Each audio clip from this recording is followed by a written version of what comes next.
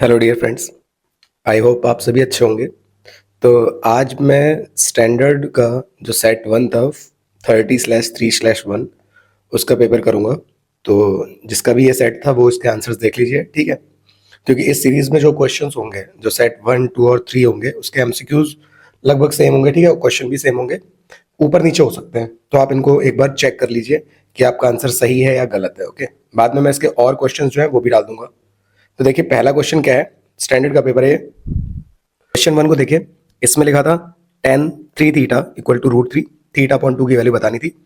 तो बस आपको इसको कंपेयर कर लेना था। तो tan 3 थीटा इक्वल्स टू √3 होती है आपकी tan 60 की वैल्यू, ये 10 से 10 कैंसिल, 3 थीटा इक्वल टू 60, ये डिवाइड में जाता है, इसको कट करता है 20 आ जाता है, ठीक है। बट आपको थीटा अपॉन 2 की निकालनी थी, तो थीटा अपॉन 2 मतलब इस 20 को 2 से डिवाइड किया तो आपका पहला आंसर आ जाता है। सिंपल सा क्वेश्चन था। नेक्स्ट में क्या रखा था, देखा if x is the LCM of 4, 6 and 8 and y is the LCM of 3, 5, 7 and p is the LCM of x and y, then which of the following is true। अब इसको check करने के लिए पहले तो आपको इसको सॉल्व करना पड़ेगा जो इसमें कहा गया था, ठीक है। तो सबसे पहले x जो है एलसीएम है इन तीन नंबर का, तो इन तीन नंबर का एलसीएम निकाल लेंगे हम जल्दी जल्दी। ओके, तो 2 2 2 3 2 4 ऐसे 2 1 3 और यहाँ पे 2 2 और 2 1 और फिर 3 से 3 1 अब इसको मल्टीप्लाई करेंगे, 2 2 4 2 8 3 24, तो 24 इसका एलसीएम आ गया जो कि x की वैल्यू है क्वेश्चन के अकॉर्डिंग। और ये तीन नंबर जो है 3, 5 और 7, ये जो है इसका एलसीएम हमारा y है। तो इसको जब सॉल्व करेंगे, सारे ही प्राइम नंबर हैं, तो जब प्राइम नंबर तो इन्हीं को मल्टीप्लाई कर लो, आपको एलसीएम मिल जाएगा, ठीक है। तो इन्हीं को मल्टीप्लाई कर लेते हैं, 5 3 15, क्योंकि इसी टेबल में तो आएंगे नहीं, अपनी में आएंगे, और 15 7 105, तो ये y की वैल्यू आ गई। अब जो x और y आया है, ठीक है, x और y आया है, उसका जो एलसीएम है वो है p। तो अब इसका एलसीएम निकालना पड़ेगा। तो जो नंबर है हमारे वो देख लेते हैं। वो नंबर थे हमारे अभी जो हमने देखे, एक तो आया 24 और एक आया आपका 105। ओके, इनका एलसीएम क्या बनेगा, तो ये बनेगा 3 से अगर हम करें तो 3 8 यहाँ 3 3 और 3 5 फिर यहाँ 2 से करते हैं 2 4 फिर 2 से 2 2 और फिर यहाँ से 2 से 2 1 अब देखिए एक चीज यहाँ पर आपने देखी होगी, यहाँ पे इसके पास 35 आ रहा है और बाकी एक वैल्यू है x, और x की वैल्यू हमारी कितनी है 24। तो हम इस यहाँ पे ऑप्शन से अंदाजा भी लगा सकते हैं, ये वाला सेटिस्फाई कर रहा है x वाला कि y वाला कोई पार्ट सेटिस्फाई कर रहा है। तो देखिए 3 2 6, 6 2 12, 12 2 24, तो इनका कॉम्बिनेशन 24 दे रहा है और एक बचता है 35, क्योंकि लास्ट में 35 भी बचेगा। तो इन दोनों का मल्टीप्लाई आपको इनका एलसीएम दे देगा। अब अकॉर्डिंग टू ऑप्शन यहाँ पे 35 था और एक था x, तो x की वैल्यू अभी आपने देखी थी 24 ही तो थी, तो ये हो जाता आपका 35x, और यही ऑप्शन इसको सेटिस्फाई कर रहा है, तो ऑप्शन नंबर ए इसका आंसर होता, ठीक है। तो ये क्वेश्चन था। नेक्स्ट है, k की वैल्यू के लिए हमें बताना था इनफाइनाइट सॉल्यूशन होंगे। तो इनफाइनाइट सॉल्यूशन की कंडीशन क्या होती है, a1 जो कि 6 है अपॉन a2 जो कि 36 है इक्वल टू b1 1 है अपॉन b2 6 है इक्वल टू c1 आपका -3 के है, क्योंकि इस साइड लेके आते हैं, इस 3 को भी इधर लाएंगे तो -3 हो जाएगा, कैंसिल ही हो जाने हैं। बस आपको कंपेयर करना है k की वैल्यू के साथ, सभी इक्वल है तो इसको भी कंपेयर कर सकते हैं। 1/6 इक्वल टू 3k/3, 3 से 3 कटा तो k के लिए आ गई 1/6। ओके, इसको भी कंपेयर करके चेक कर लीजिएगा। तो 3k/3 की वैल्यू एक बार 6/36 से भी कंपेयर होगी, तो ये 1/6 ही आना है, क्योंकि सामने फिर से वही वैल्यू आ रही है, तो आपका ऑप्शन हो जाएगा बी। ओके, तो ये तो दोनों तरफ सेटिस्फाई करा था, 1/6 हो गया। नेक्स्ट, इसमें क्या है, अल्फा बीटा जीरोस हैं इस पॉलिनोमियल के, आपको अल्फा प्लस अल्फा बीटा निकालना है। तो इसका अल्फा प्लस बीटा की आइडेंटिटी होती है -b/a, और अल्फा इंटू बीटा की होती है c/a।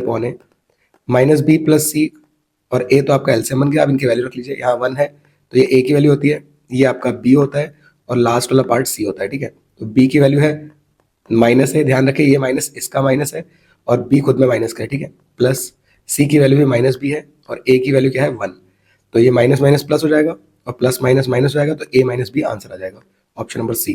ओके, तो ये इजी था, बस आपको समझ के करना था। Next, if x/12 -3/x equal to 0, x की वैल्यू फाइंड करनी थी। तो यहाँ पर आपको सिंपली पहले इसको इधर लेके आना था, तो ये प्लस का हो जाता। अब क्रॉस मल्टीप्लाई करना तो x स्क्वायर हो जाएगा और 12 3 हो जाएगा 36, स्क्वायर हटेगा तो रूट का आएगा, रूट के बाहर ये दो वैल्यू देगा +/6, तो ऑप्शन नंबर ए, ठीक है। सिंपल सा क्वेश्चन। अब एक और क्वेश्चन है 6, ये भी थोड़ा सा समझ के करना था। इसमें भी शायद कई बच्चों को प्रॉब्लम हुई होगी, बट ये आसानी से हो जाता है अगर आप ध्यान से समझते हो। आपको एक इक्वेशन दे रखी है जो कि लाइन की है, ठीक है, जो इंटरसेक्ट करती है एक एक्स एक्सिस पे और एक बार वाई को, उसके पॉइंट्स पी और क्यू से डिफाइन किए गए। तो ध्यान से देखिए, पी के जो पॉइंट है वो एक्स एक्स के अकॉर्डिंग है, मतलब एक्स होगा लेकिन वाई क्या होगा, जीरो। और क्यू जो होगा उस वो वाई एक्सिस को डिनोट कर रहा है, तो इसके पॉइंट क्या होंगे, जीरो कॉमा वाई। ओके, बाद में हमें इन दोनों का मिड पॉइंट निकालना था, ठीक है। तो मिड पॉइंट निकालने से पहले आपको एक्स और वाई पता करना पड़ेगा। तो एक्स और वाई कैसे करेंगे हम, तो इस इक्वेशन में जब पहला पी के लिए निकाल रहे हैं तो आप एक्स एक्सिस के अकॉर्डिंग सॉल्व करना था, मतलब एक्स रखना था, वाई को जीरो करना था। तो यहाँ पे जब रखोगे तो ये हो जाएगा आपका x upon four plus 0.6 equal to 1। तो 0.6 तो जीरो हो जाएगा, तो x upon four equal to 1 हुआ, ये आ गया 4। तो एक्स के लिए 4 आ गई। ऐसे ही वाई एक्सिस के अकॉर्डिंग सॉल्व करा, वाई एक्सिस का मतलब होता है 0 कॉमा वाई। तो ये हो जाएगा आपका x upon four plus, sorry यहाँ पे जीरो हो जाएगा इस बार, 0.4 plus y upon six equal to 1, ये जीरो हो गया। यहाँ वाई अपॉन का 6 इधर आ गया तो मल्टीप्लाई हुआ, 6 1 6। अब ये दोनों नंबर आ जाते हैं यहाँ पे, तो एक आया 4 और यहाँ पे आ गया 6। अब इसका मिड पॉइंट निकालना था। मिड पॉइंट क्या होता है आपका, तो मिड पॉइंट पी और क्यू का होगा, एक्स की वैल्यू होती है आपकी x1 plus x2 upon two, और वाई की होती है y1 plus y2 upon two, ठीक है। पॉइंट्स हमने निकाल ही लिए हैं, तो बस आपको यहाँ पे रख देना था वैल्यू को। तो देखिए, जैसे अगर हम यहाँ रखते हैं x1 की वैल्यू, x1 की वैल्यू कितनी है यहाँ पे, इसके अकॉर्डिंग देखें 4 प्लस x2 की वैल्यू 0 है अपॉन टू, तो 4 अपॉन टू कितना आ जाता है, 2 आ जाता। नेक्स्ट में y1 की वैल्यू कितनी है, 0 प्लस y2 की वैल्यू कितनी है, 6 अपॉन टू। तो 6 अपॉन टू आप जब करोगे तो इसका आंसर था 3। तो 2,3 हमारे आंसर आते हैं। तो 2,3 था ऑप्शन नंबर ए। ओके, अगर आपको नहीं आया अपना ऑप्शन तब भी सही लिख दिया है, तब भी आपको नंबर मिल जाएंगे। आपका सही ऑप्शन आपने चुना है तो आपका नंबर मिल जाएगा। नेक्स्ट में क्या था, ट्राइंगल पी क्यू आर दे रखे हमको, ओके, जो कि वर्टिसेस हैं पी क्यू आर में। पी की वैल्यू दे रखी है -1,5, क्यू की वैल्यू है आपकी 5,2 और आर की नहीं दे रखी है, बस हमसे कह रखा है the coordinate of point which divides P Q in ratio 2:1। तो इस पी क्यू को 2:1 में डिवाइड कर रहा है। तो आप बस सिंपल पी और क्यू के पॉइंट बना दीजिए, ठीक है। बस वो आर आपको कंफ्यूज करने के लिए दे रखा है, बस आपको ये लाइन भी लिख के देता ना, तभी आसानी से कर लेते हैं। तो ये हो गया 5,2, ये होता है x1, ये होता है y1, ये होता है x2, ये होता है y2, और जो रेशियो है 2:1, ये m1 हो गया और ये m2 हो गया। जो पॉइंट डिवाइड कर रहा है उसके पॉइंट्स बताने थे, तो इसके पॉइंट्स हम x और y बोलते हैं। तो x का जो फॉर्मूला है वो लगा देंगे, ठीक है। तो देखिए, x होता है आपका m1 x2 plus m2 x1 upon m1 plus m2। अब x की वैल्यू हो गई x, m1 की बात करें तो यह है 2, x2 के लिए 5 प्लस m2 के लिए 1, और यहाँ x1 की वैल्यू -1 अपॉन 2 प्लस 1। ये हो गया 2 5 10, -1 अपॉन 3, ये हो गया 9 अपॉन 3, कट किया तो आ गया 3, ठीक है। तो 3 आपका इस ऑप्शन में और इसमें दोनों में दिख रहा है, इनमें से कोई एक होगा। y की वैल्यू लगा देना, तो m1 y2 plus m2 y1 upon m1 plus m2। तो y की वैल्यू देख लीजिए, तो ये हो जाएगी m1 आपका 2 था, y2 की वैल्यू थी 2 प्लस m2 है 1 और y1 की वैल्यू 5 अपॉन 3। तो 2 2 ज़ा 4, 4 प्लस 5 9 अपॉन 3। तो ये भी आपका 3,3। तो ऑप्शन नंबर सी। तो 7 का आंसर हो जाता है सी। ओके, आई होप ये भी करा होगा आपने, आसान था ये। नेक्स्ट है आपका 8th क्वेश्चन में आपसे कहा था, 8th वाले में देखिए, if the tangent P and P B are drawn from the external point P to the circle with centre O inclined at each other 80 degree, ठीक है, इंक्लाइन कर रहे हैं 80 पे। इसमें मेजर बताना था पी ओ ए का। तो पी ओ ए का ये वाली वैल्यू आपको बतानी थी, ठीक है। आपको डायरेक्टली बता रखा है कई बार कि ये जो ट्राइंगल होते हैं हमारे, ये कॉन्ग्रुएंट होते हैं, ठीक है। इसका प्रूफ भी बता रखा है, और यहाँ पे 90 बनता है, ओके, थ्योरम 10.1 से। तो ये इतने ट्राइंगल को आपको ले लेना था। कॉन्ग्रुएंट होता है तो ये बढ़ जाएगा, तो 80 का आधा हो जाएगा 40, यहाँ पे जाएगा आपका 90। आपको ये वाला एंगल निकालना था। तो ये कैसे निकलेगा, टोटल तीनों का सम 180 होता है, उसमें से माइनस कर देंगे इन दोनों के सम को।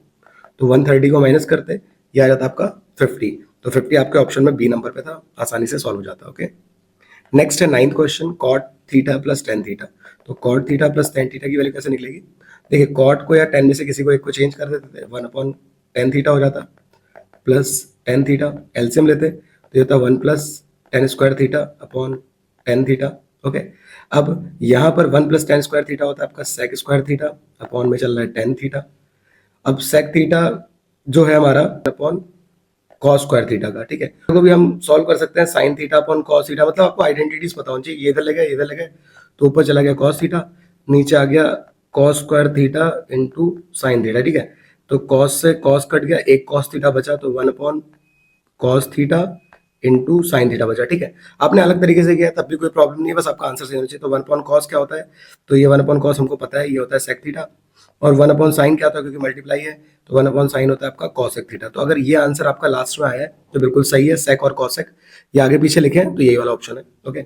अब देखिए ये जो 9 वाला क्वेश्चन था जिसका आंसर ये आया है, इसको एक और तरीके से भी कर सकते थे, cot theta plus ten theta, बस आपका सही होना चाहिए था। तो कॉट थीटा क्या होता है, ये होता है आपका कॉस अपॉन साइन, और टेन इसका उल्टा होता है, तो हम लिख सकते थे साइन अपॉन कॉस, ठीक है। अब इसमें एलसीएम ले लेंगे, तो यहाँ साइन है तो कॉस से नीचे और ऊपर मल्टीप्लाई कर देंगे कॉस थीटा से, ठीक है।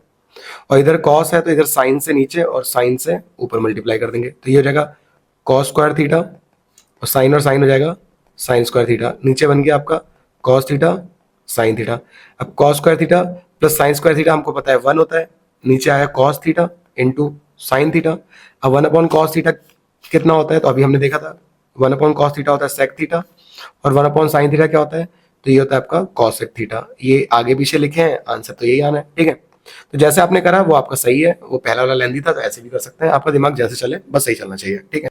अब देखिए इस क्वेश्चन में क्या कर रखा है 10th में, in two triangles D F and P Q R, D equal to Q, R equal to E, कौन सा ट्रू नहीं होगा। तो देखिए आपको दो ट्राइंगल दे रखे हैं, एक दे रखा है आपको डी ई एफ और दूसरा दे रखा है आपको पी क्यू आर।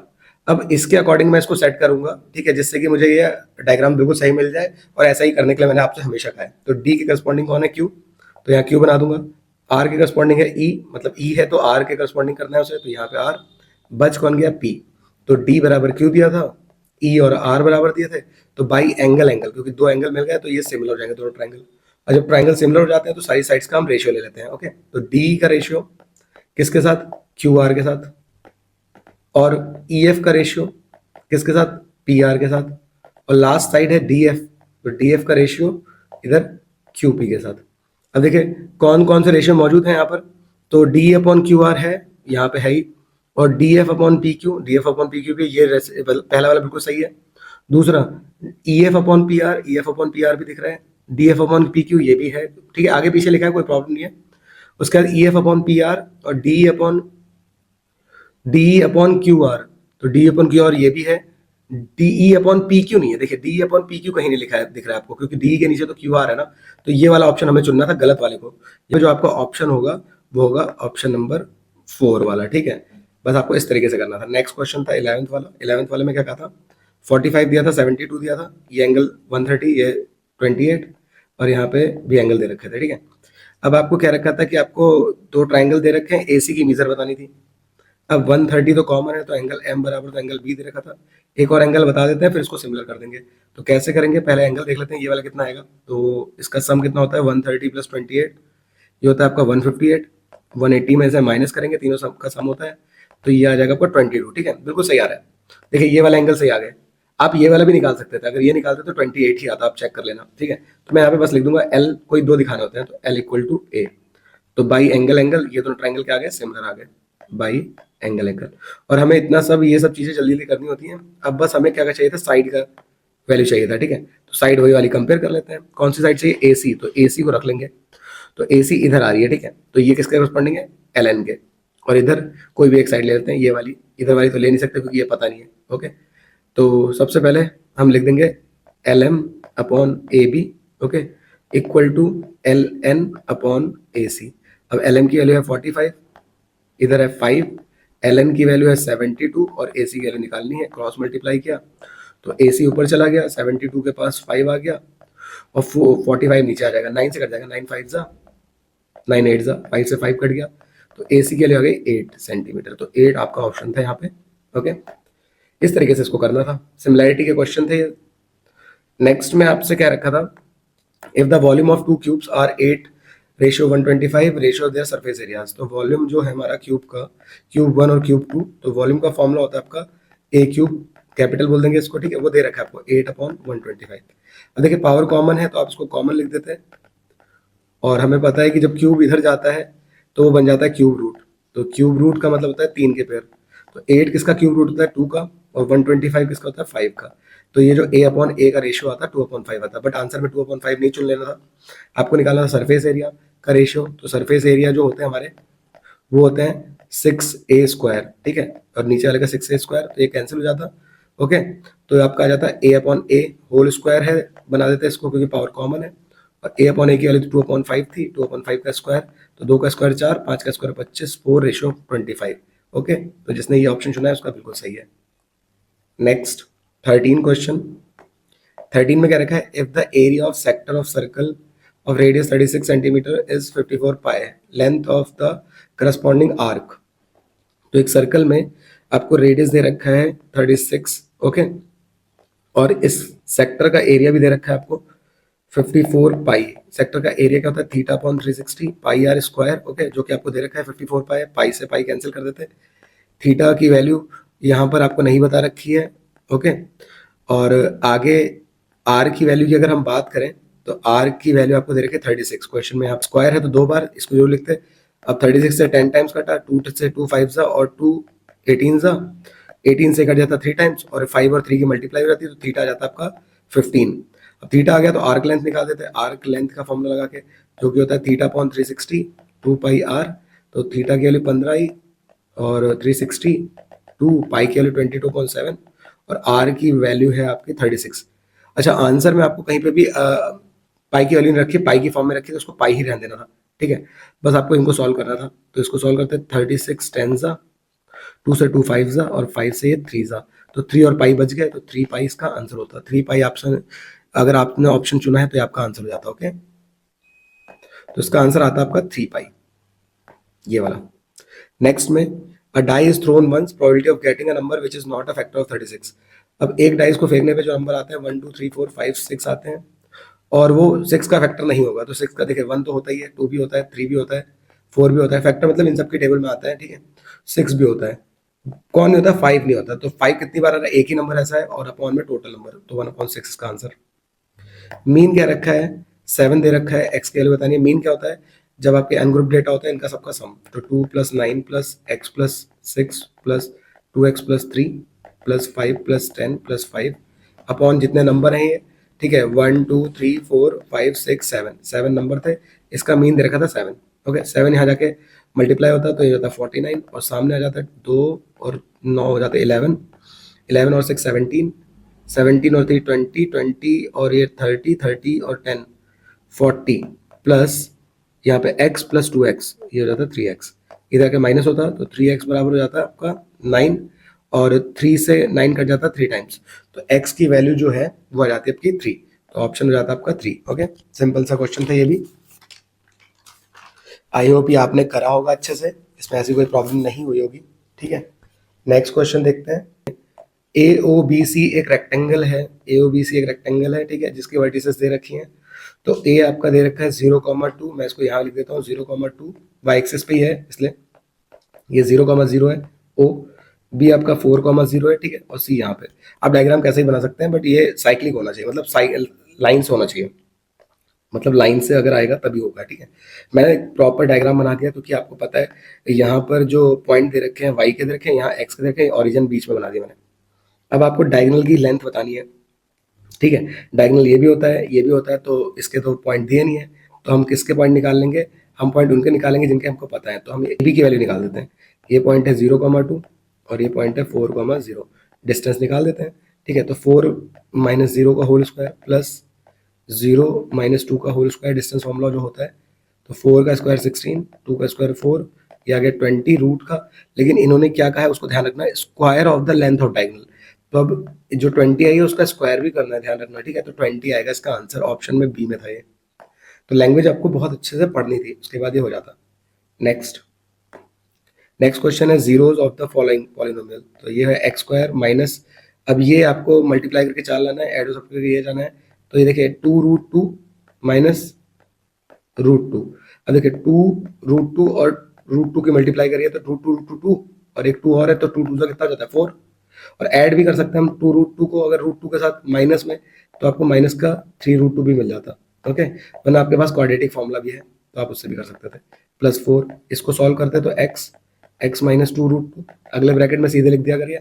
अब लेकिन आपको ये टर्म बनाने हैं, तो यहाँ पर आपके पास क्या नहीं है, √2 नहीं है, तो √2 यहाँ रख दिया। इसके इससे कराएंगे तो 4 ही मिलना है, साइन माइनस का जाता है, ये इसके साथ लिख देते हैं।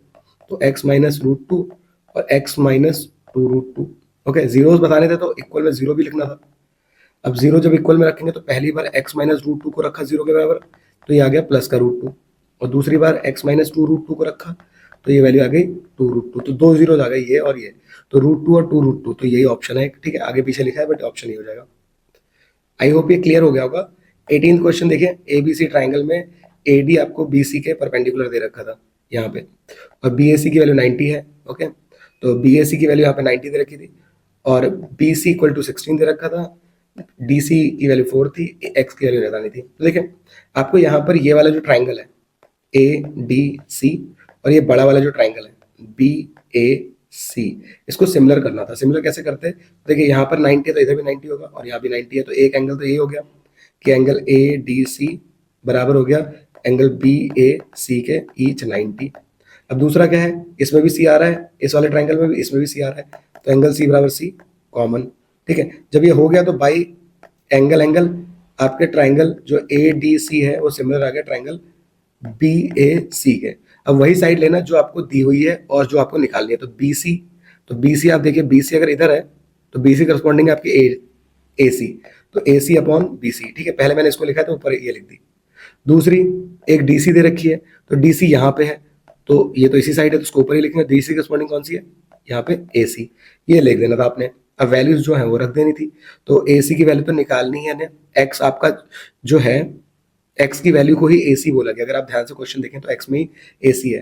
ठीक है, तो ये एक्स था, बी सी की वैल्यू आपकी 16 थी, डी सी की वैल्यू आपकी 4 थी, ये एक्स था, क्रॉस मल्टीप्लाई किया तो एक्स स्क्वायर, 16 4 64, यहाँ पे रूट का 64 आएगा, तो रूट का 64 होता है प्लस माइनस 8। बस ये साइड है तो साइड पॉजिटिव होती है जो कि 8 आ जाती है, 8 सेंटीमीटर। 8 सेंटीमीटर हमारा जो सी ऑप्शन था। ठीक है, तो ये हमारा आंसर हो जाता है। इस तरीके से आपको करने थे।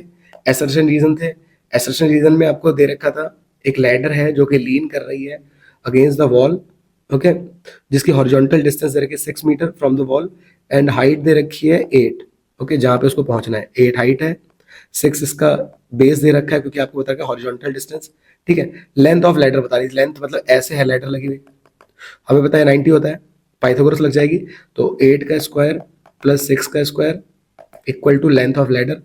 ओके, इसका भी स्क्वायर होता है पाइथागोरस के अकॉर्डिंग, ये हो जाएगा आपका 64 36, ऐड करते हैं 100 आता है, स्क्वायर इधर से रूट बन जाता है तो 10 आ जाती, और क्वेश्चन में हमें 10 ही बोली थी, मतलब एसर्शन तो बिल्कुल सही था। अब एसर्शन सही था तो अब रीजन की बात करते हैं। आपसे कह रखा है ladder makes an angle of 60 degree with ground, तो जो लैडर है और जो ग्राउंड है इनके बीच में थीटा 60 बनेगा, तो थीटा चेक करने के लिए आप कोई भी रेशियो देख लीजिए, 8/6 देखते हैं जो कि होता है 10 का, तो 2 4 ज़ा 2 3 ज़ा। अब अगर हम यहाँ 60 की बात करें तो 4/3 तो होती नहीं है वैल्यू। ठीक है, इसमें 60 की, तो आपका रीजन बिल्कुल गलत है। ओके, तो कौन सा ऑप्शन में होता है, सी वाला ऑप्शन में, एसर्शन सही रीजन गलत, तो इसका ऑप्शन नंबर सी चुनना था आपने। ओके, नेक्स्ट क्वेश्चन में आपका था बी। बी में क्या रखा था, if two tangents are drawn to a circle from external point then they subtend equal angle at the centre of the circle. तो सर्कल पे अगर आप दो टेंजेंट खींचते हैं, ओके, तो आपसे बोल रखा है कि जो ये टेंजेंट्स हैं वो इक्वल एंगल सबटेंड करते हैं किसके साथ, सेंटर के साथ। तो सेंटर के साथ मतलब यहाँ पे और यहाँ पे, तो ये एंगल जो होते हैं इक्वल होते हैं, बिल्कुल करेक्ट बात है क्योंकि दोनों कॉन्ग्रुएंट होता है तो बराबर ही एंगल आ जाते हैं। ठीक है, तो असर्शन तो बिल्कुल सही है। अगला क्या है, parallelogram circumscribing a circle is rhombus. तो ये तो प्रूफ है हमारा ऑलरेडी, एक पैरेललोग्राम हमने देखा था ना, पैरेललोग्राम जो कि एक सर्कल को सर्कमस्क्राइब कर रहा था, जो आपको प्रूफ करा भी रखा है ABCD। ठीक है, तो अगर आपको पैरेललोग्राम गिवन है तो प्रूफ आता था कि ये रोम्बस होता है, बिल्कुल होता है। ठीक है, आपको सारी साइड्स बता के कर दिया होता था, इसका प्रूफ हमारे पास है, दोनों ही सही है, बट जो पहला पॉइंट है और जो दूसरा पॉइंट है बिल्कुल अलग अलग बात है, तो आप इसका ऑप्शन नंबर बी चुनेंगे, बोथ आर ट्रू बट, ठीक है, R is not the correct explanation of A. अब इसके बचे हुए क्वेश्चन भी मैं कर दूंगा अगले पार्ट में। ठीक है, तो आप उसको देख लीजिएगा, अभी मैंने इनको कर दिया है, इन क्वेश्चन को भी मैं कर देता हूँ। ठीक है, तो हमसे कनेक्ट रहिए, सब्सक्राइब कीजिए हमें, और किसी के और पेपर है तो वही बताइए। मिलते हैं नेक्स्ट वीडियो में, टेक केयर, बाय बाय। ठीक है।